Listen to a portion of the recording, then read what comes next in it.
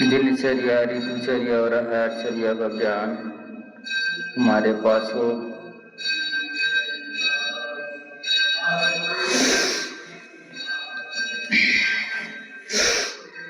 श्वास भरते हुए गर्दन को पीछे, श्वास भरते हुए पेट अंदर जाएगा, पीठ अंदर जाएगा, ऐसे बढ़िया। कमर का दर्द ठीक होगा, पेट भी ठीक होगा। और ये अभ्यास करने से आपके पढ़े हुए पेट ठीक अंदर जाएंगे। 100 200 बार तक कर लेना, धीरे धीरे आसनों को बढ़ाते रहिए। कभी भी मैं ज्यादा आसनों की बात करता हूँ, ज्यादा समय की, तो धीरे धीरे आसनों के समय को बढ़ाना, इकट्ठा कभी भी नहीं बढ़ाना है। ऐसे भुजाएं मजबूत बनेंगी, कोहनियां मजबूत बनेंगी।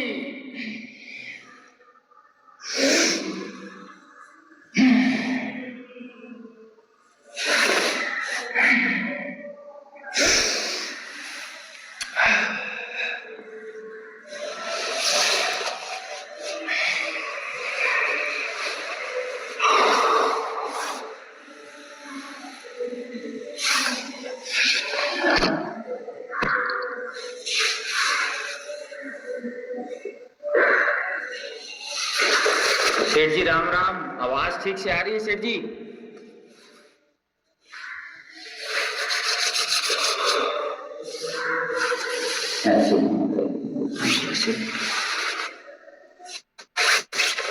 ऐसे कमर को घुमा लीजिए। चंद्रकांत भैया, आवाज ठीक से आ रही है? जी सर, आ रही सर, आ रही जी जी। तो पवन सर तो नहीं आए? और कहीं जा रहे हैं शायद, कुछ कार्यक्रम में। हाँ हाँ हाँ, तो चलिए अपन सम। जी जी सेठ जी, आवाज आ रही है आपकी? हाँ हाँ ठीक है सेठ जी। तो आज हम समसामयिक विषय को ले लेते हैं। आज विषय रहेगा हमारा एलर्जी, छींके, जुकाम। कोई जने सुबह उठते हैं, पैर जमीन पे रखते हैं,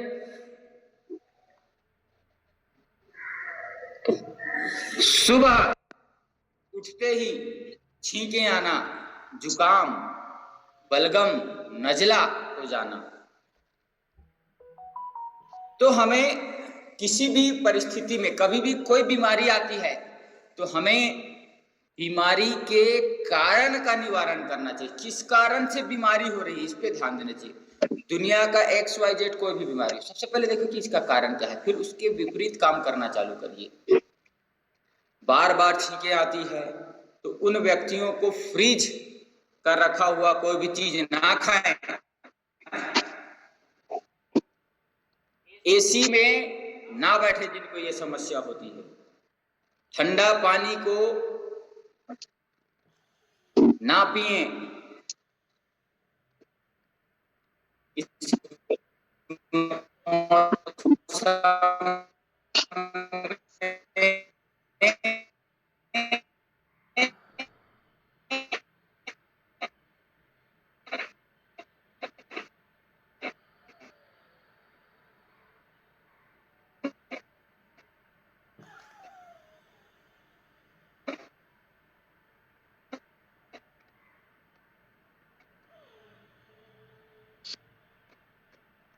सर आवाज अटक रही है।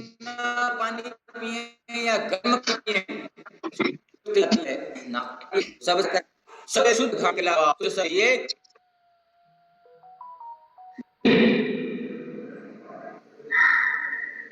कुछ बोले क्या भैया? हाँ, आवाज अटक रहा था सर, अब ठीक हुआ है।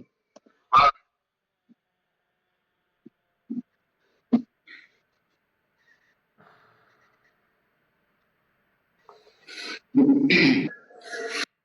तो सुबह उठते ही छींके आना, नाक जमना, नाक का बंद हो जाना, पैर रखते ही कई जने को सुबह छींक आ जाती है। तो इसका कारण मैंने बताया था कि बीमारी के कारण का निवारण करना है हमें, बीमारी के जड़ पे जाना है हमें। बार बार छींक आती है तो फ्रिज के पानी का उपयोग ना करें, सूर्यास्त के बाद ज्यादा पानी ना पिए, गर्म पानी का उपयोग करें या कुनकुना पानी पिए।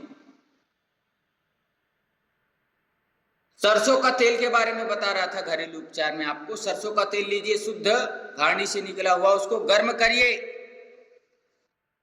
और उस गर्म को सबसे पहले अपने हाथों पे रगड़िए और पैरों के तलुओं पे अच्छे से ऐसे रगड़िए, अच्छे से रगड़िए, दोनों पैरों पे जोरदार घर्षण करिए अच्छे से अपने पैरों पे, गर्म करके कुनकुना, सोते समय ऐसे ऐसे करना, दोनों पैरों के तलों पे अच्छे से रगड़िए, गरम गरम तेलों को रगड़िए, ऐसे रगड़ना है। उसके बाद अपने हाथों को रगड़ना है, दोनों हाथों को रगड़ना है,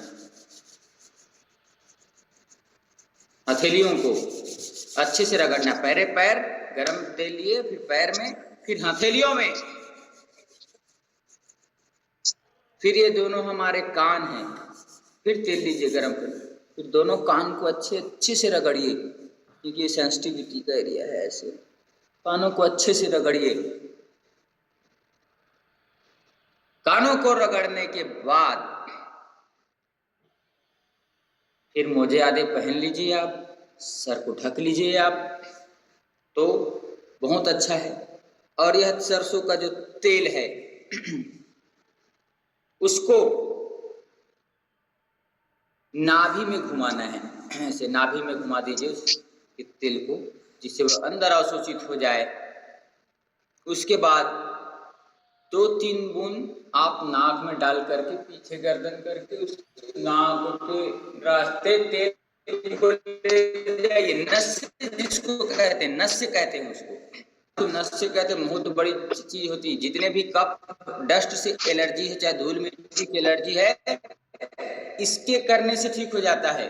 लेकिन अभी सावधानी रखना है, घी भी डाला जाता है, लेकिन ठंड के दिनों में घी नहीं डाला जाता, इसका बात आप विशेष सावधानी पूर्वक ध्यान रखिएगा। घी बहुत अच्छा है, लेकिन इस समय सरसों का तेल दोनों नाकों में नस्य के रूप में डालें, उसको अंदर ले जाए, तो वो ब्लॉकेज जो नाक की है उसको खोल देता है, गर्माहट है, रास्ते को क्लियर कर देता है। दोनों नाकों के बीच के जो ये जो नाक बंद होने और छींक आने की जो समस्या होती है ना, तो जितने भी डस्ट धूल मिट्टी सब है उसको ठीक कर देता है। नाक में नहीं डाल सक रहे तो छोटे उंगली में लेकर के ऐसे नाक के दोनों तरफ ऐसे पूरे चारों दीवारों पे लगा दें। डालना सबसे अच्छा है नाकों पे।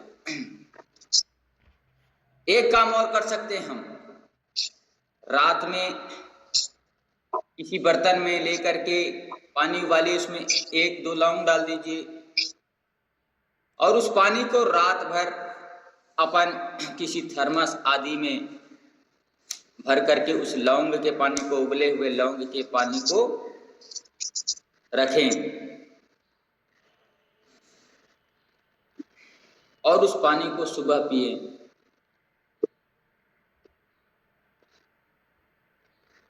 जब जब आपको समय मिले लीजिए। और कब तक लेना है आपको इसको? जब तक आपका जुकाम पूर्ण रूप से, जब तक आपका जुकाम पूर्ण रूप से ठीक ना हो जाए तब तक आपको उबला हुआ जो हम लौंग का पानी डाल करके जो उबाले हैं, उबले हुए लौंग के पानी को डाल करके हम उबाले हैं, वह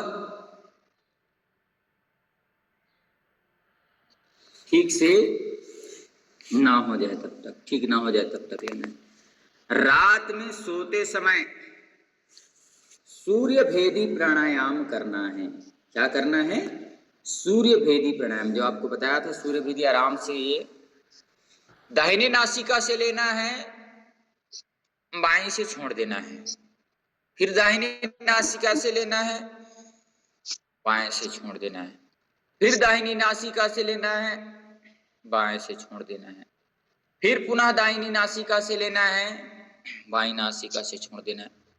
यही करना है। ये सूर्य भेदी प्राणायाम कर लेता है, क्योंकि हमारे 2 नासिका छिद्र हैं। बायां नासिका जो होता है चंद्र स्वर है, ठंडकता जाती है। दाहिना नासिका गर्म सूर्य स्वर है तो गर्माहट जाती है। तो राइट नोस्टल से श्वास लेंगे, लेफ्ट से छोड़ेंगे, पुनः राइट नोस्टल से श्वास लेंगे, लेफ्ट से छोड़ेंगे, पुनः राइट नोस्टल से श्वास लेंगे, लेफ्ट से छोड़ेंगे, पुनः राइट नोस्टल से श्वास लेंगे, लेफ्ट से छोड़ेंगे। इसको करना। अब कई बार ये हो जाता है कि हमको राइट नोस्टल से श्वास लेना है और लेफ्ट से छोड़ना है, लेकिन देखते हैं अरे हमारा उल्टा नाक बस खुला है, राइट वाला नाक तो बंद है भाई, कैसे करना है? तब क्या किया जाए? उसके उपाय भी हैं, स्वर विज्ञान में, योग में उसके उपाय भी है। ये दोनों मुट्ठी बनाइए और दोनों का आंख पे अपने बगल पे ऐसे दबा लीजिए, ऐसे दबा करके 5 मिनट रखिए। देखिए 5 मिनट के बाद आपके नाक खुल जाएंगे, ऐसे दबा के रखना है, ऐसे इधर यहाँ पे और इधर बगल। ये बहुत अच्छा होता है, नाक हो जाए इस पद्धति से खोल लेना है। कई जने स्माइली बॉल रखते हैं, स्माइली बॉल आता है पीली कलर की हंसती, इसको यहाँ पे ऐसे दबा देते हैं, इससे भी खुलता है। ऐसे रख लें, इससे भी आपके नाक खुल हैं वो बंद है। या फिर बायां नाक बंद है तो दाहिनी ओर करधन कर ऐसे करवट लेकर सो, जैसे मेरा ये नाक है तो उसके विपरीत ओर ऐसे सो गया मैं। दायां नासिका बंद है ना तो उल्टे बायां करवट लेकर, ये लेफ्ट वाला नाक खुलेगा और राइट वाला बंद है तो ऐसे इस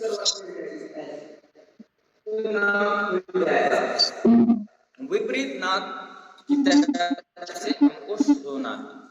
दाएं वाला बंद है तो बाईं करवट लेकर के, बायां वाला बंद है तो दाईं करवट लेकर के सोना है। या तो फिर ये वाला तो बताए हैं, आपका नाक इमीडिएट खुलेगा, देखिएगा आपको फायदा कितना द्रुत गति से होगा, आप खुद देखते रह जाएंगे। तो अब हम देखते हैं बंद आंखों को खोलने के लिए तो आपको बता ही दिया है, एसी कहीं पे रखते हैं। बार बार जिनको ये समस्या होती है और एसी चलते रहती है तो एसी के टेम्परेचर को 24 से 26 के बीच रखें। ज्यादा जो हम 16-18 के बीच में एसी का टेम्परेचर लेकर के रखते हैं तो बॉडी उसको एडजस्ट करने में पूरा ताकत लगा देती है, तो ऐसा काम ना करें तो ज्यादा उचित होगा। फ्रिज में रखी हुई चीजों का त्याग करें, फ्रिज के पानी का त्याग करें। फ्रिज से जो बनती है आइसक्रीम उसका तो सर्वथा त्याग ही करना है। जो हमारा तंत्र है वो अग्नि से चलता है, डाइजेस्टिव फायर है, तो सब गर्माहट चाहिए शरीर को, ठंडा चीज कोई लेने का नहीं है हमारे यहाँ विधान। तो ठंड चीज ना लें, खाने के बाद जो ठंडी चीज लेते हैं वो बहुत नुकसानदायक है। अभी तो भूल करके भी ना लें, बाद में जब लेना पड़े तो योजनाबद्ध और उचित और सही ढंग से बना हुआ बाद की बात है, लेकिन लेना ही नहीं है। एक तो प्रिजर्वेटिव आदि से बना रहता है। और जिनको कफ है, नजला जुकाम है, खांसी आदि की समस्या, उनको तो तली भुनी चीजें नहीं लेना है, नहीं तो और स्निग्धता होती है, खांसी आएगी और पूरी खा के देखना और ज्यादा खांसी बढ़ जाएगी। तो सर्दी खांसी जुकाम है तो आपको तली भुनी चीजों से बच करके रहना है। सूर्य भेदी प्राणायाम कर लीजिए, उसके बाद भ्रामरी प्राणायाम करना है। सोए ही आपको सूर्य भेदी करना है। राइट से लेना है, लेफ्ट से छोड़ना, राइट से लेना है, लेफ्ट से छोड़ना, राइट से लेना है, लेफ्ट से छोड़ना, उसके बाद भ्रामरी प्राणायाम।